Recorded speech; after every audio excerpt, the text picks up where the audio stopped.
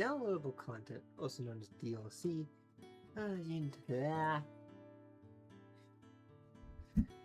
Downloadable content, also known as DLC. You know it very well as the game you've played. Downloadable content, also known as DLC. You know it very well from the games you have played. Most of them have it. Started with the very much dreaded horse armor. You've probably heard of it. However, it's not really the start of the DLC trend. Yeah, it's there. I think it was more of just a goof DLC of, let's just fuck around. Let's see if people will pay for it. And now we're here with multiple different DLCs, all ranging from good, bad, and ugly. And companies that make DLC that shouldn't be DLC, and I'll get into that, man. The good. What makes a good DLC? Well, there's several kinds of good DLC in my eyes. Two main ones that stand out. Free DLC, or also known as free updates.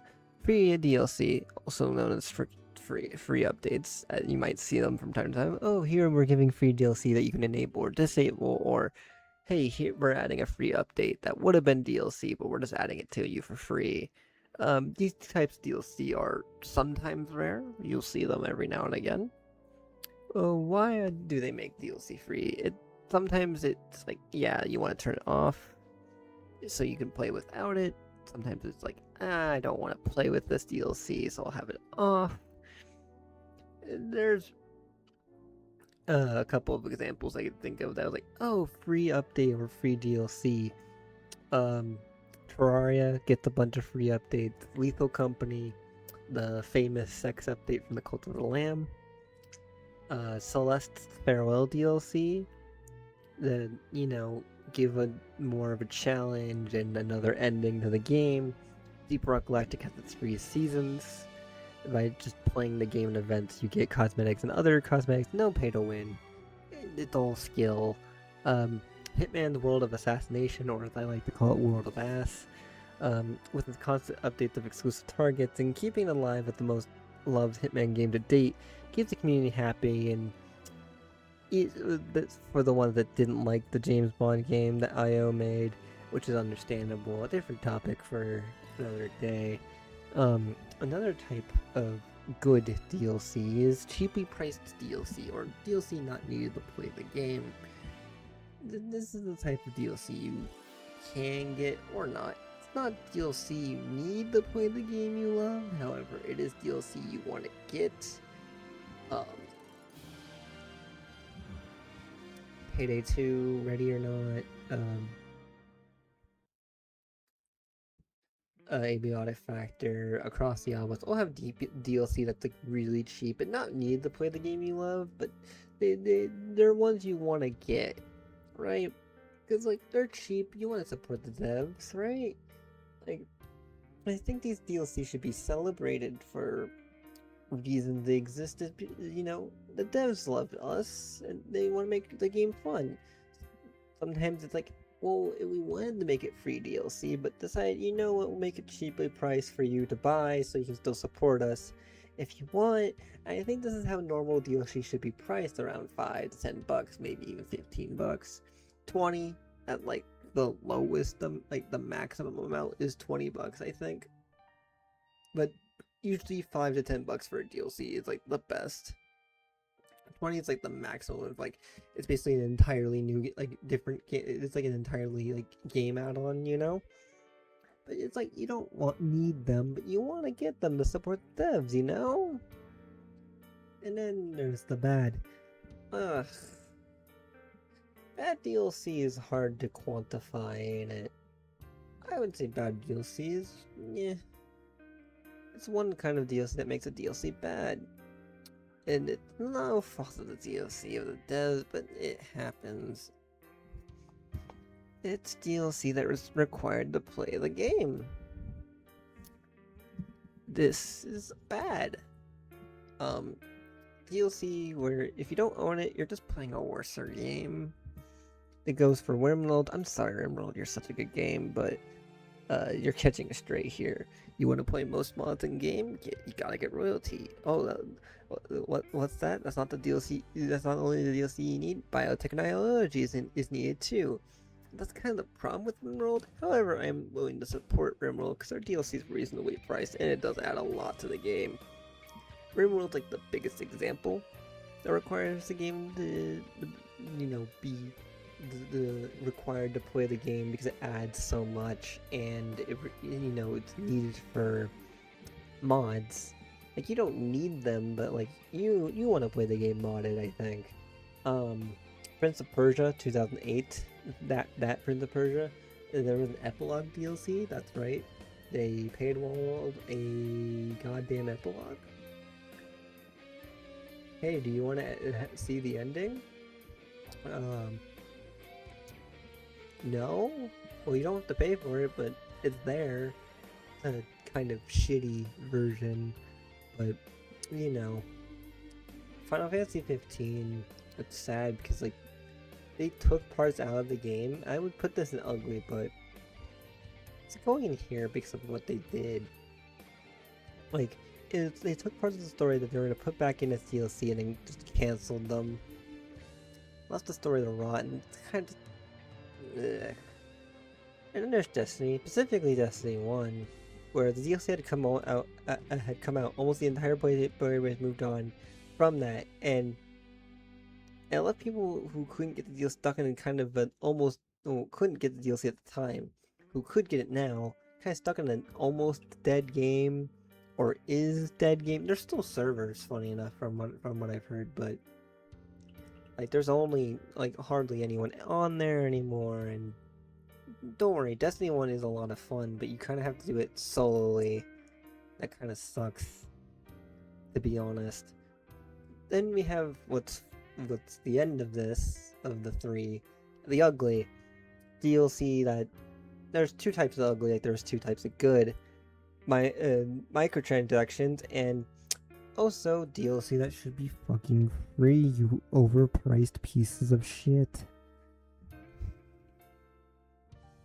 Oh, you think I should be calm now? No. Fuck you specifically, Paradox. Yes, you. Originally, this is what this video was about, was you as a company. Out of the games I own, and I mean two have DLC, you don't need to play it. Vic 2, which only has 2 DLC, which is crazy, and Across the Obelisk. Those are games under you that are really good. Oh, but it gets worse for you, huh? You thought you could overprice that? You could price everything. You have so much DLC ads, so little is your pricing for so much, but it's insane. And you have free DLC, but still, let's go over it. We have City Skylines, the deluxe upgrade, $10 for 5 in-game historical monuments. Cool. After Dark, $15 for something that's actually kind of needed. I forgot what it adds. It adds like a bunch of stuff that you kind of need, man. Snowfall, $13 to add snow. Match day free because soccer, and we don't want to piss off the soccer fans now, do we? Any content creator packets, $5, which usually I don't mind these, but like, yeah, give the creators some money, but like, I don't know, I feel like they should also be free? Radio stations, I don't get these. Why are all of these $4? I get like music and royalties and all that, but these should be like free updates to the game? Like, it's just music, man.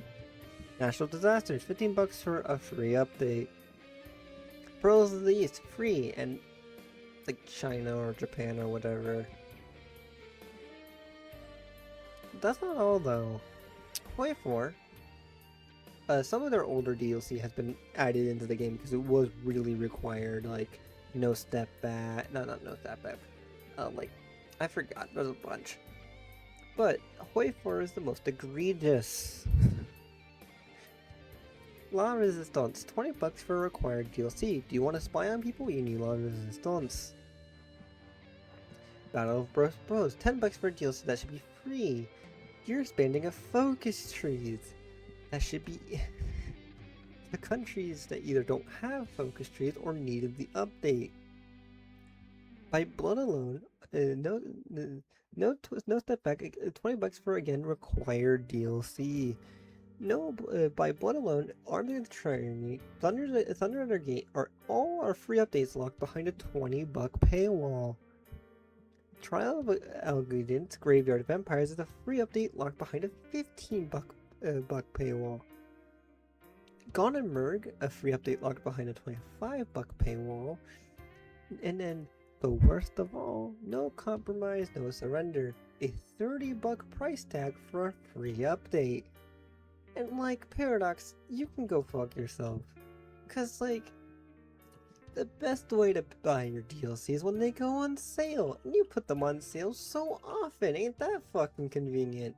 You also do it whenever you release a new DLC because you know that like, you're pieces of shit. And at this point, you're just bloating your game because you're greedy fucks with DLC. I mean, like, come on. You know the other kind of game that you have that I haven't touched on because there's no reason to? Stellaris. You added so much DLC to that game. It's bloated to hell. It takes like several gigabytes. Wonder if it takes a terabyte now at this point with how much DLC you've added. None of it's worth it. Like, come on, man. Jesus fucking Christ. Oh, that's not the only company that's, like, done bad. Paradox is, like, one of the most egregious. But, like, EA exists. And The Sims 4 is a, It costs almost $14,000 in total to get all the Sims 4 DLC. Mind you, that's 12 years of DLC. The expanded packs are slowly getting smaller, and the game still has enough issues at times that it hardly justifies the prices if the content you're getting might end up just being broken and completely unusable. And The Sims 4 has the same issues as Hoi 4. So it's even more greedier, but then against EA, I shouldn't expect much. A lot of it should be free DLC. Cats and Dogs, Life and Death, Adventure Awaits, Seasons, Get to Work, Enhanced by Nature, Business and Hobbies, Left Struck, For Rent, House Ranch, Growing Together, Little Campers, High School Year Expansion, City Living, Vampires, Cottage Living, Realm of Magic, Get Famous, Discovery University, Isle Living, and Get Together. Without the discount, all of these, most of these I should say, are $40. You're basically almost paying $2,000. Without deals, mind you, and fuck the person who took down the Sims 4 DLC getter, because honestly, there's a reason why my Steam list for EA is fuck you, EA. I guess I'm burning a lot of bridges here, but fuck it. I'm allowed to be mad at EA and Paradox, because EA's always been greedy, then they get more greedy as time goes on, but come on, Paradox, you don't have to go down the same route. I guess some other tangents I can go on is, other game studios, you know, other stuff. Street Fighter X Tekken, if a player bought, say player A bought a DLC and player B does not, player B would still need to have the DLC to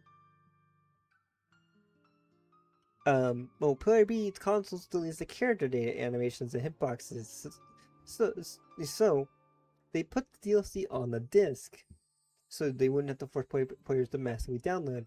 However, people found out about this because it's 12 characters locked behind a DLC that's already on the disc. And that should have been a free update, not DLC. Also, Dead Space 3. This covers a lot. It's a single player game with microtransactions. Because it's EA. I mean, hey, do you not have enough materials and don't feel like grinding? Gotta get that DLC. Buy that resource pack. Also, Universal Ammo. This is a survival horror game where you're supposed to manage your inventory and rationing specific bullets. and they got rid of that for Dead Space 3, and there's a reason why Dead Space 3 is like the most hated game out of that EA's made. But also they purposely like slow down the game, because like, oh hey, buy this for a time saver. Don't want to grind? Just buy this pack. You don't have to grind for jack shit, basically.